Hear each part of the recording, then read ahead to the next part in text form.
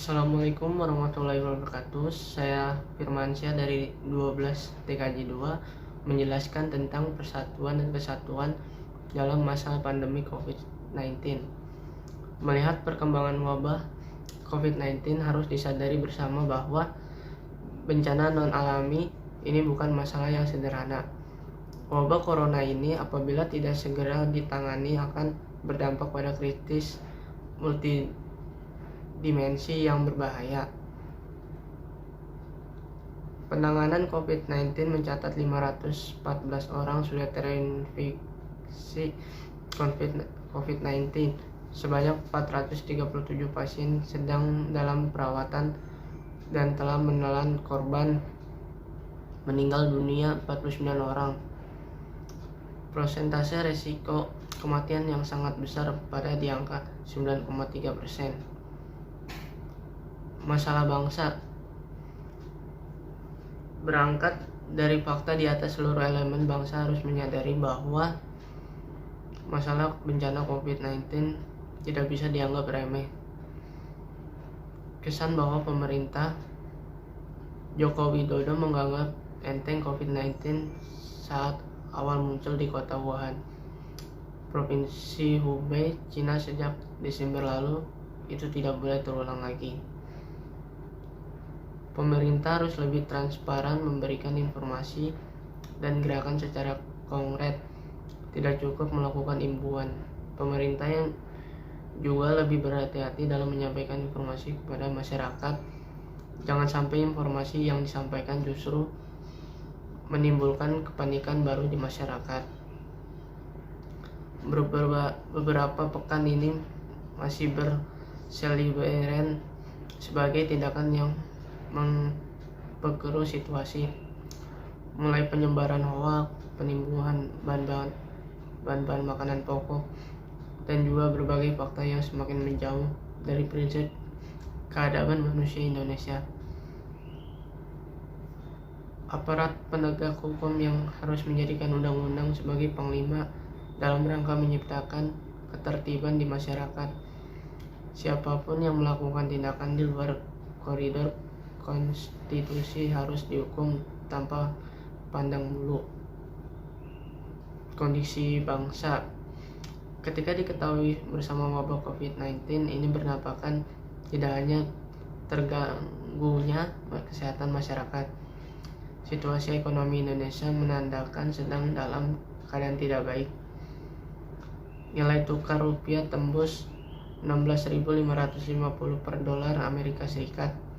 Kondisi ekonomi yang terus melemah harus ditangani secara serius agar tidak berakibat pada krisis baru bagi bangsa Indonesia. Informasi yang dihimpun di sebagai titik yang oleh pemerintah dikategorikan sebagai zona merah persebaran virus corona, masyarakat masih beraktivitas seperti biasa.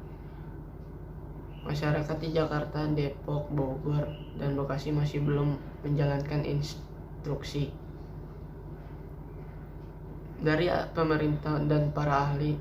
Social distancing yang disebut oleh para ahli kesehatan sangat efektif mencegah penularan juga belum dijalankan secara disiplin.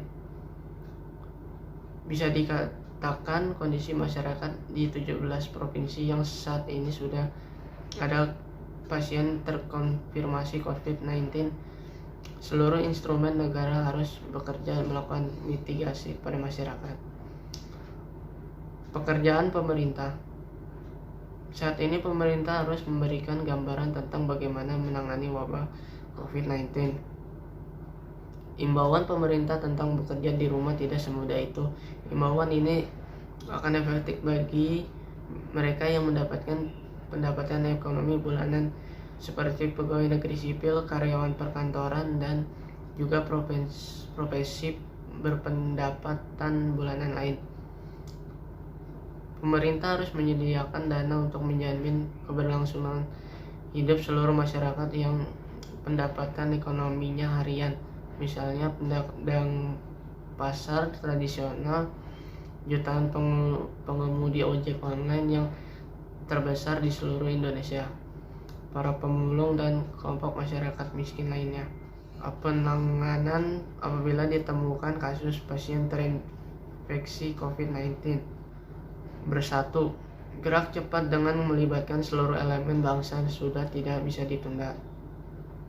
Pelibatan ormas keagamaan, ormas kepemudaan, partai politik, asosiasi, kelompok profesi, artis, dan kekuatan sipil menjadi sebuah keniscayaan.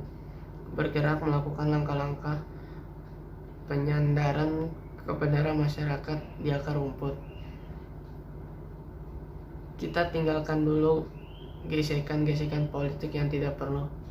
Seluruh elemen bangsa duduk bersama dengan pikiran jernih bahwa wabah corona adalah masalah bangsa dan harus dihadapi bersama.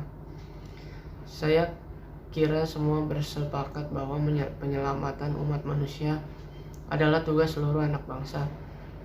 Dalam hal menyelamatkan bangsa, tidak bisa masyarakat bergerak sendiri atau pemerintah berupaya tanpa masyarakat.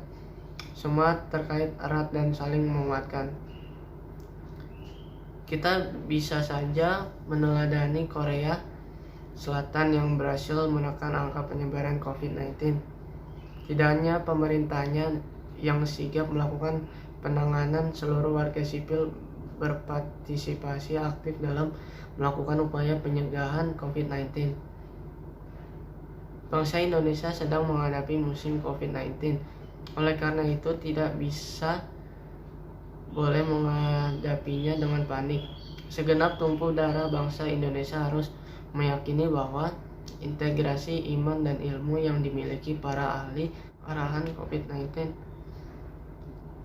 pemerintah dan otoritas medis yang berupaya segera maksimal segala upaya negara yang gagal jika masyarakat tidak menjadi bagian penting dalam menjalankan segala ikhtiar. Seluruh bangsa harus menghentikan saling curiga, mengerahkan segala daya upaya yang dimiliki dengan cara bergandeng tangan mengatasi bencana non alam ini. Mari kita lakukan apapun yang kita bisa lakukan, meski kita hanya menahan diri berada di rumah untuk menjaga agar wabah tidak semakin meluas. Hentikan saling curiga. Sudah seharusnya bangsa ini menunjukkan kembali makna persatuan dan kesatuan untuk mengarah segala daya dan upaya mengatasi bencana non alam COVID-19. Sekian dari saya. Wassalamualaikum warahmatullahi wabarakatuh.